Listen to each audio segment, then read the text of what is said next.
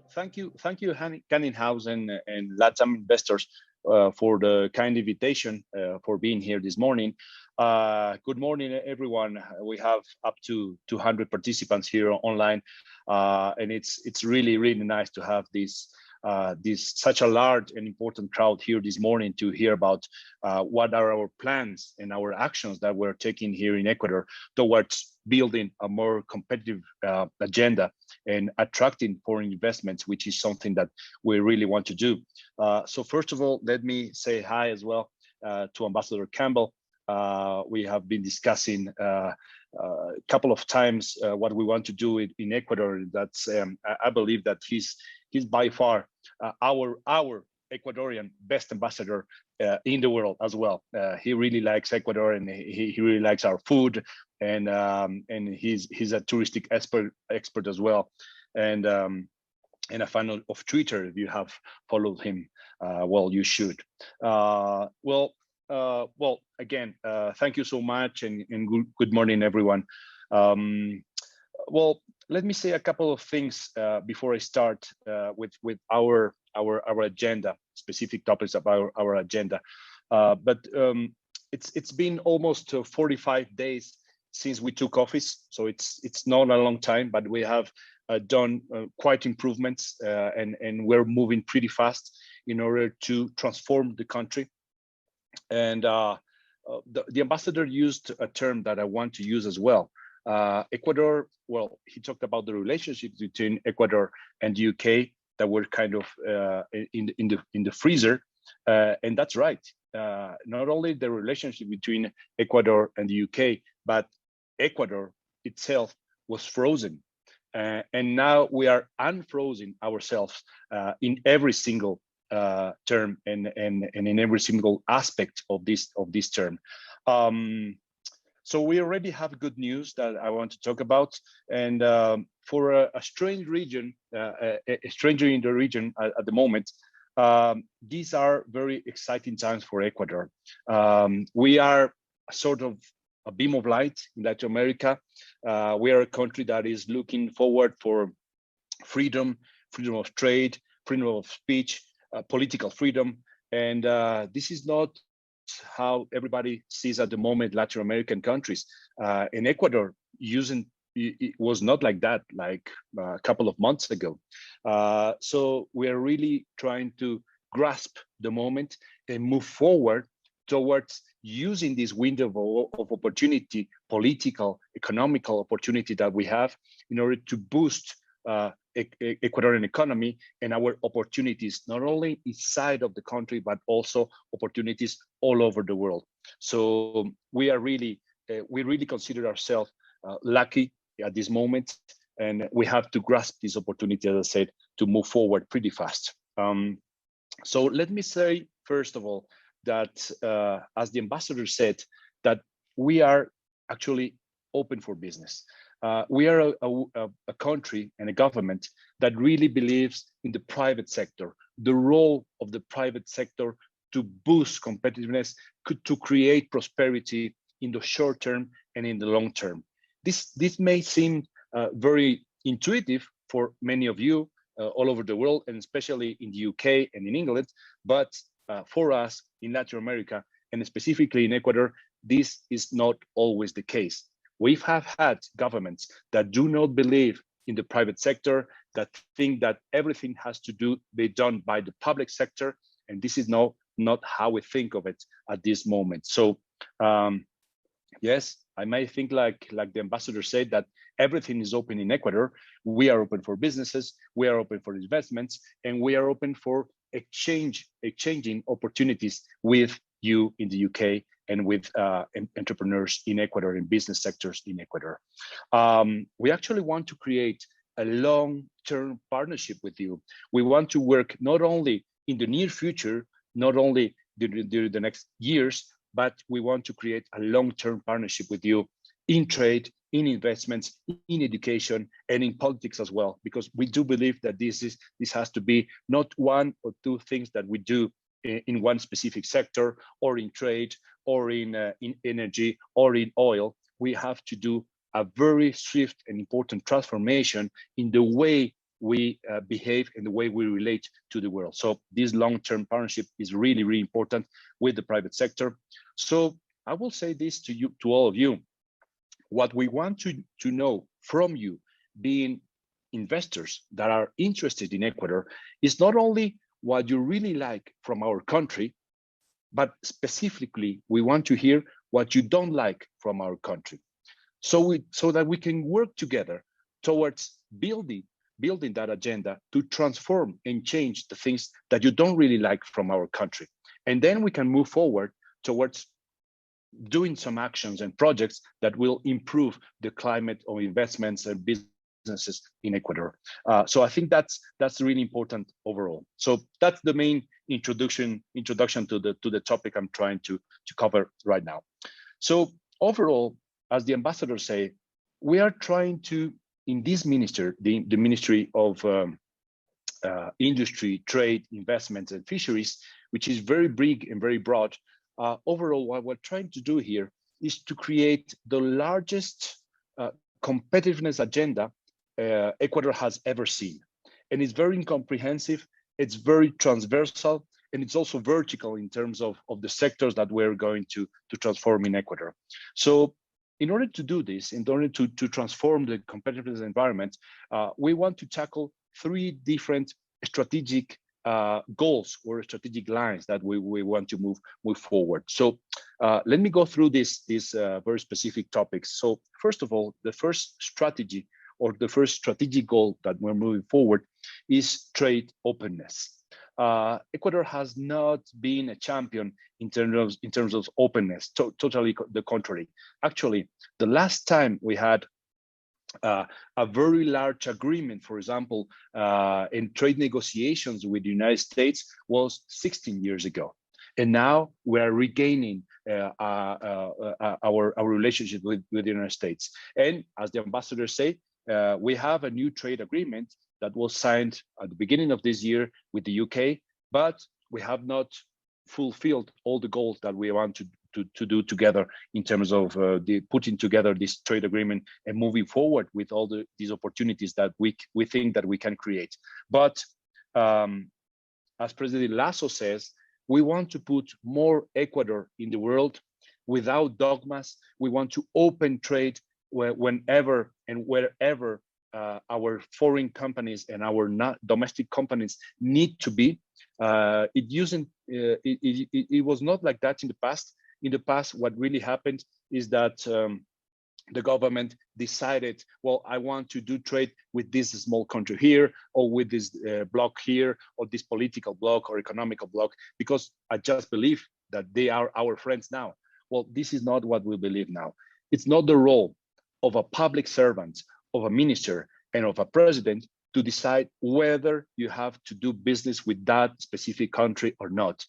We need more openness, we need more trade openness, we need more investment openness, and this is what we're going to do in the near future. So we need to improve our relationship with countries where we have trade agreements. That's the case, for example, of the UK.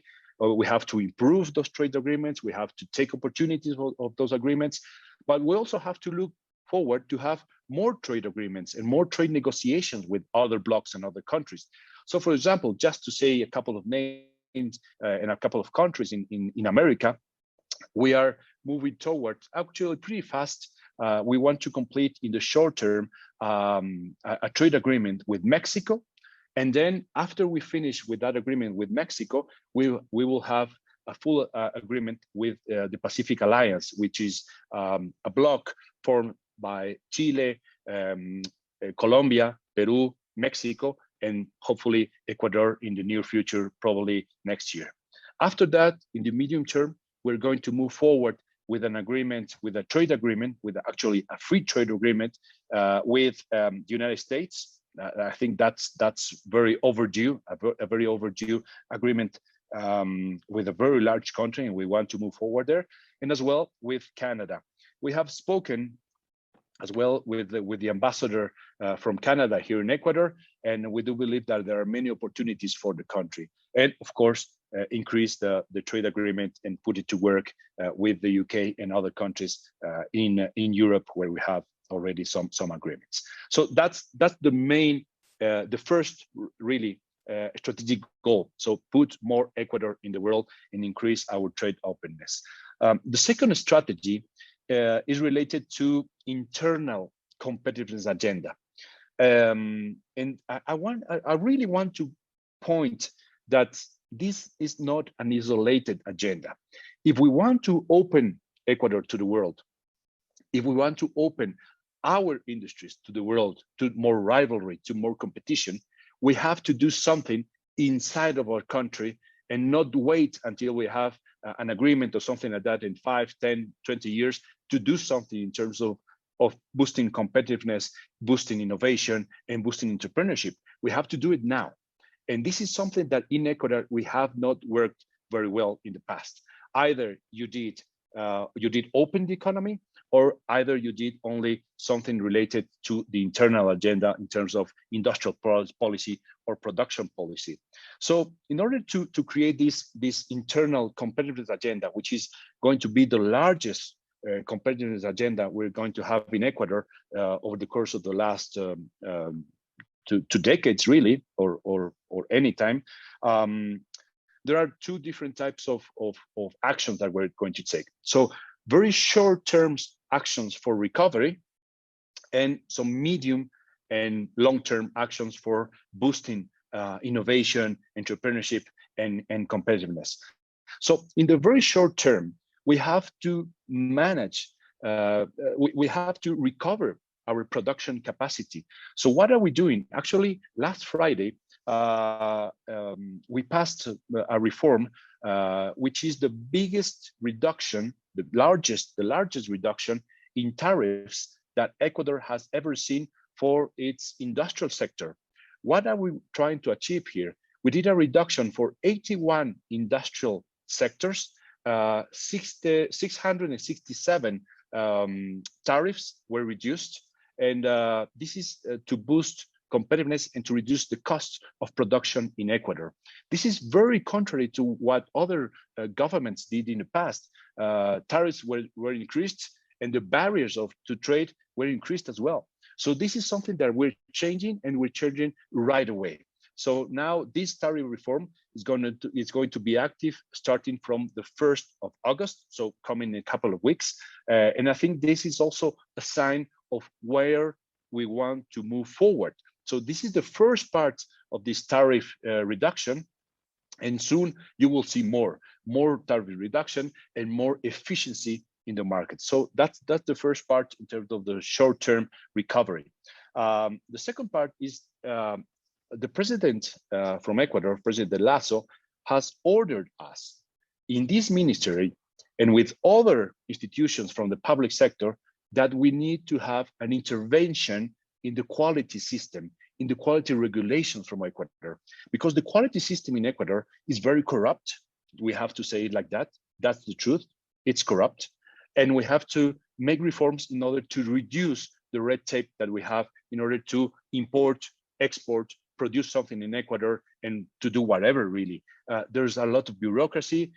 There's a lot of regulations that don't really work, that are not homogeneous to what we see in other countries, and that's created all sorts of problems, even in the diplomatic relationship, and of course in the investment and in the commercial relationship with other countries in the world. So we are moving really fast, and next week we're going to have a list of all the bureaucratic processes, licenses, regulations from the quality point of view that need to be reduced or that need to be changed in the near future. So we are moving towards to present this change in the quality agenda to the president next week. And this is going to be a very, very big intervention. Well, in the short term, we're going to do some changes, but of course, this is going to take some time, hopefully 6 months, in order to introduce all the changes we want to do. But this is also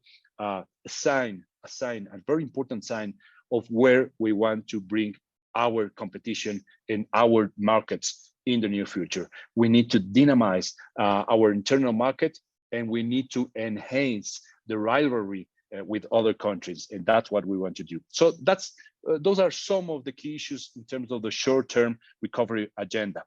In the medium term, we're going to introduce and create the most important industrial policy agenda Ecuador has ever seen. And we're going to do this in two ways.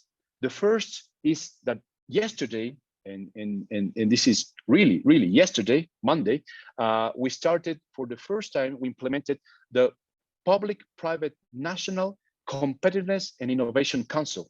This is something that we have been talking about in Ecuador for the last 20 years. For 2 decades, we have hoped that someday we will create a council where the public and the private sector can talk about how to bring our sectors and our economy and our provinces to the higher level. More innovation, more competitiveness, more collaboration in order to boost our exports, our production, and to be more innovative and more competitive at the end of the day. So finally, yesterday, we started for the first time in Ecuador with this public-private council that will be in charge of creating the national agenda of competitiveness over the course of the next months and the next years. Hopefully, this is something that will stay longer than our government, because this is what we need to do to enhance competitiveness in the short and the long term. And also, in terms of competitiveness, this council will be in charge of something that is really important for Ecuador. We need to boost competitiveness, not only at the national level, not only at the macroeconomic level, but also at a microeconomical level. So this is the level of the firms. This is the level of the industries. So what are we going to do? Well, we're going to create industrial cluster policies in order to boost competitiveness. And this is something that we know that other countries in Europe, for example, have been following for the last 30 years probably, and in Latin America is also working pretty well. But in Ecuador, we don't have clusters. We don't have cluster policy. We don't have nothing of agglomeration like that, like it in the UK as well. So by the end of the year, we're going to have 20 different industrial clusters working towards innovation, entrepreneurship, and private-public collaboration. So that's the second strategy we're going to follow. So you see, it's very comprehensive, and we want to move forward. And the third and last strategy line is a line where I think you will be very interested in hearing of. And the third line is that we want to attract and secure investments in Ecuador. So we want to bring more world into Ecuador. That's something that we want to do right away, and in the medium and in the long term. It's a shame, really, and I have to be very honest. It's a shame that being a dollarized economy over the course of this last 2 decades, Ecuador economy has only attracted 1% of its GDP in foreign direct investments. So it's very low. It's very low compared to other countries in Latin America, and we do believe that we deserve more. But in order to deserve more foreign direct investments, more FDI, we have to do something. So we have to do something in the very short term, and we have to do changes in the long term. We do believe that that's something that we need to do. So what are we doing right away in these first 45 days that we have in the office? So first of all, with our Vice Minister of Investments, Lorena Conans, and with Pro Ecuador, we're working towards improving the process of how and when we sign private contracts with private investors that want to be in Ecuador. These private contracts, sadly, has taken too long, in some cases more than a year. When one investor wants to come to Ecuador and invest in some sector, sometimes it takes really long, more than 12 months in some cases. And now, in the first month, we have managed to take many of these contracts and sign them right away. And this is our compromise with you. We want to move forward with investments, and we want to remove all the red tape and all the bureaucracy, and we are going to do it very fast. So that's the first part. The second part is that probably you have seen this news over the course of the last 2 weeks, but it's very important to say that Ecuador after roughly 6 to 7 years, Ecuador has returned to the ICSID. The ICSID is the, let me read this, it's the Internal Center for Settlement or Investments Disputes. This is really important because this is part of the World Bank, and it's the largest center for settlements of investment disputes. And the Ecuador was not in ICSID. And now we have rejoined, and this is a sign of where we want to take our investments and our trade investments as well. So this will strengthen the government in its commercial and investment relationship with the world, and it will show that Ecuador is willing to move towards bringing more investments to Ecuador. So that's really important, and it's I think it's a quick win for this first 4 month of government that we are undertaking. And let me say to finish with this part that another big step that we're taking is that we are going to help here in Quito by the end of October a very large event. So it's going to be the very first physical presential event that we're going to have here in Quito, in Ecuador, and we're going to call it Ecuador Investment Summit. This investment summit will attract firms and investors from many parts in the world to Ecuador. And in those days, in that summit, which is going to take probably a couple of days here in Quito, we're going to showcase and show to the world everything that we're doing in order to attract investors to our country and to our strategic sectors as well.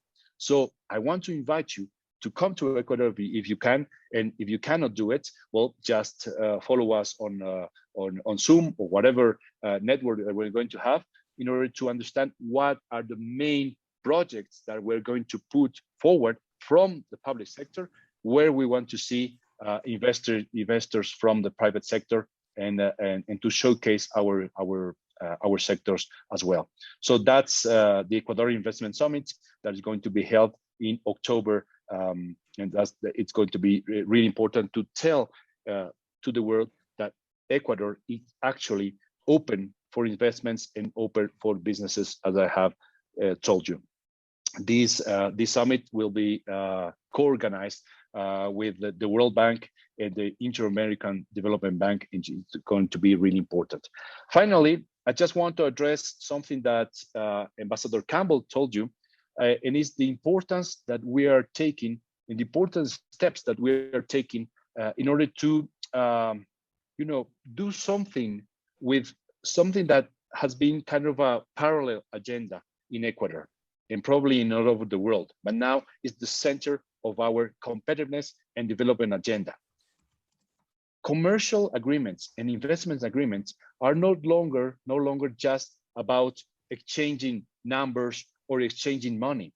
We have to take actions to move towards a sustainable and green agenda, a gender equality agenda, and a labor rights agenda.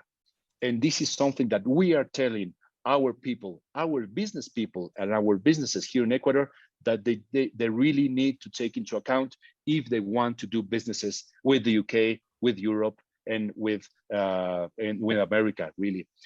So that's something that we're also working towards building here in Ecuador, a more sustainable climate for businesses, working towards this gender, green, and innovative agenda.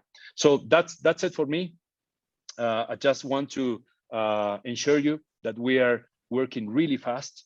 We are really executing actions. This is not only talking, but also executing projects and prioritizing everything that we have to do in the very short term, because we do know that 4 years is not enough to change everything that has gone wrong with Ecuador in the past. But we are trying to do our best, and we will continue to secure our agenda and work with you all to bring more foreign direct investments to Ecuador and to put more Ecuadorian products in the UK as well. So it's been a pleasure